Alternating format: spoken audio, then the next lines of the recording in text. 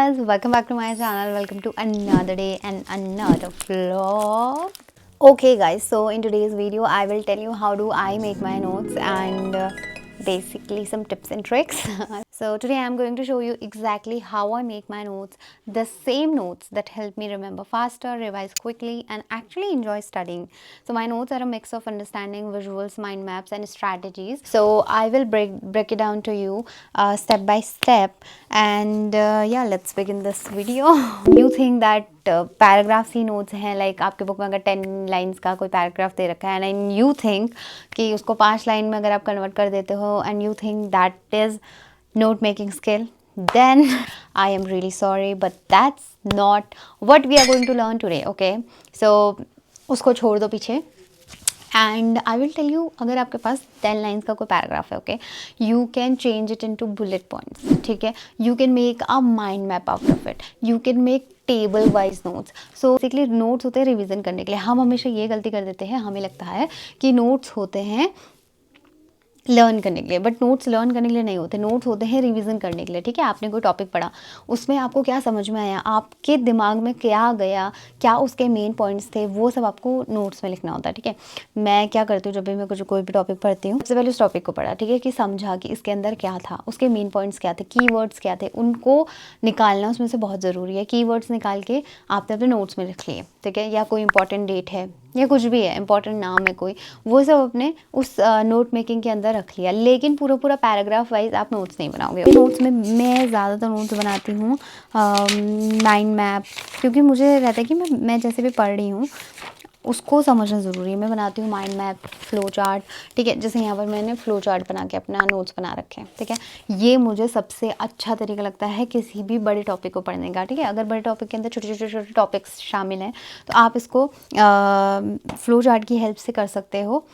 या ठीक है, I use different types of colour. Even when मैं पढ़ाती भी हूँ उस टाइम पर भी I use different types of colours because I feel like it helps more in concentration.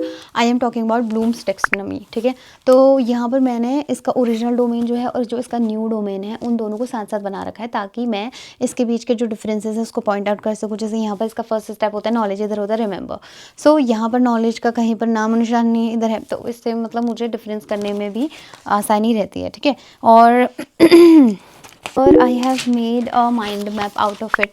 तो माइंड मैप में मैंने cognitive domain, affective domain, psychomotor domain, ये तीनों डोमेन्स के जो इनके भी पॉइंट्स हैं वो भी साथ साथ यहाँ पर लिखे हुए हैं. इफ़ यू कैन सी, इधर मैंने तीनों के अलग अलग लिख दिया साथ ही साथ में. इससे क्या रहता है ना, ऐसे करके पढ़ने से तीनों चीज़ों के बारे में हमें साथ ही साथ हम डिफरेंस भी निकालते जाते हैं कि उन दोनों में क्या डिफरेंस है. बेसिकली मैं कई बार एक्रोनिम्स यूज़ करती हूँ अगर मुझे बड़ी चीज़ें याद करनी है तो. जैसे मैं आपको इस वाले में दिखाती हूँ. जैसे आप न्यूमोनिक्स भी लर्न कर सकते हो, लेकिन मुझे न्यूमोनिक्स ही भूल जाती हूँ मैं. ठीक है, तो वही मुझे याद नहीं रहता तो मुझसे रिलेटेड क्या याद रखूँगी. बस मैं किसी क्वेश्चन का आंसर लर्न करना तो मैं इस तरीके से इसके एक्रोनिम बना लेती हूँ.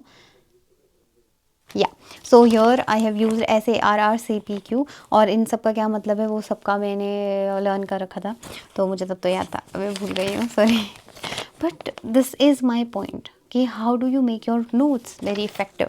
ठीक है, ये कुछ पॉइंट्स हैं जिनसे आप अपने नोट मेकिंग स्किल और इफेक्टिव बना सकते हो, आप अपने नोट्स को और इफेक्टिव बना सकते हो. तो basically we talked about how we can make flow charts, mind maps, tables and दो चीज़ों का कंपैरिजन करना है तो साथ ही साथ उनको एक दूसरे के साथ ही लिख दो ताकि कंपैरिजन ईजी हो जाए. एंड बिफोर आफ्टर का डिफरेंस वो सब एक साथ ही लिखना चाहिए ताकि कंपैरिजन हमें पता चलते रहे. साथ ही साथ एक्रोनिम्स यूज़ कर सकते हैं, अगर बड़े चीज़ें याद नहीं हो पा रही हैं तो उसको एक्रोनिम्स के फॉर्म में हम लिख कर याद कर सकते हैं. न्यूमोनिक्स आप यूज़ कर सकते हो. मैं बेसिकली न्यूमोनिक्स प्रेफर नहीं करती हूँ क्योंकि मैं न्यूमोनिक्स ही भूल जाती हूँ. और I have used normal paper, तो इसमें मैंने नोट्स बना रखे हैं. ये सब मैंने एग्ज़ाम के टाइम पे बनाए हैं नोट्स, क्योंकि ऐसे करके पढ़ने में मुझे लगता है कि मैं इजीली लर्न कर पाती हूँ. ठीक है, तो बेसिकली एक बड़ी कॉपी का पेपर है एंड इसमें मैंने छोटे छोटे पॉइंट्स बना के हर एक डिफरेंट टॉपिक पढ़ रखा है. इस तरीके से मैं अपने नोट्स बनाती हूँ। नोट्स आई डोंट थिंक कि मैथ्स के नोट्स बनाने चाहिए। मुझे लगता है कि मैथ्स में आप जितनी ज़्यादा प्रैक्टिस करोगे क्वेश्चंस की, आप उतना अच्छा स्कोर कर सकते हो। But having said that, there is one more point कि मैथ्स के डिफरेंट डिफरेंट टॉपिक्स होते हैं। ऑब्वियसली हर एक टॉपिक के बारे में याद रखना भी डिफिकल्ट होता है। तो अगर आपको भी ऐसा लगता है तो आप मैथ्स का क्या कर सकते हो कि जैसे कोई चैप्टर है, मान लीजिए आपने रिलेशन एंड फंक्शन पढ़ा है मैथ्स में, तो आप क्या करोगे कि एक पेपर लोगे, ठीक है, पेपर लो, उसमें उसके 4 पार्ट्स में उसको डिवाइड करो। देन आपने उस चैप्टर के अंदर जो जो टॉपिक्स पढ़े थे उनको लिख लो। उस टॉपिक में क्या कॉन्सेप्ट था उसको थोड़ा सा छोटे छोटा लाइंस में लिख लो, पॉइंट्स वाइज लिख लो। जैसे रिलेशन फंक्शन में बेसिकली हम क्या पढ़ते हैं, कार्टेशियन प्रोडक्ट और ऑर्डर्ड पेयर, इस तरह की जो जो उसमें टॉपिक्स होते हैं, हम उस तरीके की चीज़ें उसमें एक साइड लिख दी, ठीक है। देन आपने अगर कोई क्वेश्चन ऐसा था जो उसमें बिल्कुल डिफरेंट था, ठीक है, सारे क्वेश्चन तो एक जैसे होते हैं बट उसमें कुछ हर चैप्टर में कुछ ना कुछ ऐसा क्वेश्चन होता है जो थोड़ा ट्रिकी होता है या थोड़ा ही अलग तरीके से सॉल्व होता है, वो कहानी यहाँ से नहीं पकड़ा यहाँ से पकड़ने वाली बात हो जाती है। तो उस वाले क्वेश्चन को आप उस तरीके के टाइप ऑफ क्वेश्चन को मेंशन कर सकते हो उसमें, ठीक है। फॉर्मूला एक दो आप लिख लो उसमें, लेकिन जब आप मैथ्स की इतनी प्रैक्टिस करते हो तो आपको फॉर्मूला याद हो ही जाता है। और चाहे कितने भी मैथ्स के चैप्टर्स हो, डजेंट मैटर, अगर आप प्रैक्टिस कर रहे हो तो फिर सब याद रहता है।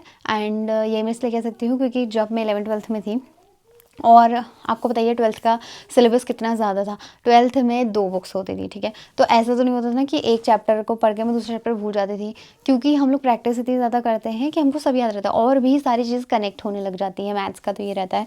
तो मैथ्स में तो आपको टेंशन लेने की ज़रूरत है। हाँ, अगर आप फर्स्ट टाइम मैथ्स पढ़ रहे हो, लाइक आप कॉम्पिटिशन के लिए फर्स्ट टाइम काफ़ी गैप के बाद अगर आप मैथ्स पढ़ रहे हो, देन नोट मेकिंग इंपॉर्टेंट होता है। उस टाइम पर आप अपने अकॉर्डिंग नोट्स बनाओ। And this video is just to help you out, not to put you in any situation जहाँ पर आप एकदम स्ट्रेसफुल फील करो।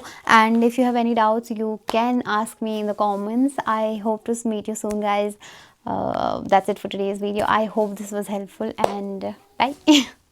Maybe in my next video I'll share कुछ और notes हैं मेरे पास जो कि I want to share, but I am not sharing today because I don't know how this video is going to work. So that is why I'm ending this video here. I hope this video was helpful for you and I hope to meet you soon guys. Bye.